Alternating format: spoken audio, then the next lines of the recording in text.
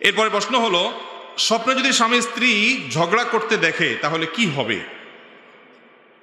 স্বামী স্ত্রী স্বপ্নে যদি ঝগড়া করার কথা দেখে তাহলে কি হবে?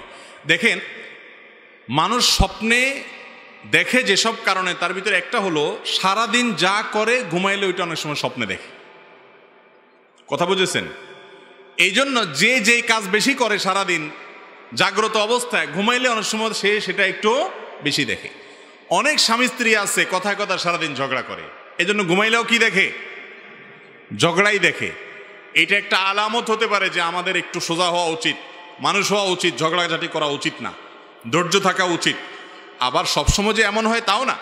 অনেকে এমন আছেন যে স্বামী স্ত্রীর মধ্যে ঝগড়াঝাটি হয় না সচরাচর, কিন্তু তারা দেখছে স্বপ্নে ঝগড়া হয়েছে। তাহলে কি হতে পারে? স্বপ্নের ব্যাখ্যা সম্পর্কে বিশেষজ্ঞরা অনেকে আছেন যারা স্বপ্নের ব্যাখ্যা ভালো বুঝেন।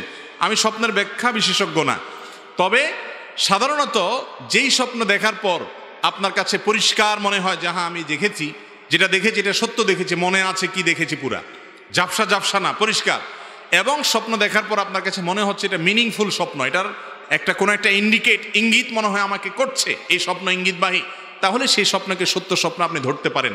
যদি মনে হয় এই স্বপ্ন থেকে আমি খারাপ কোনো ইঙ্গিত পাচ্ছি, তাহলে আল্লাহর কাছে ওই স্বপ্নের ক্ষতি থেকে পানা চাইবেন, আমানতু বিল্লাহি ওয়া রাসূলি বলবেন, বাম দিকে থুতু ফেলবেন, এবং ঘুম ভেঙে গেলে উঠে সম্ভব হলে 2 রাকাত নামাজ পড়বেন।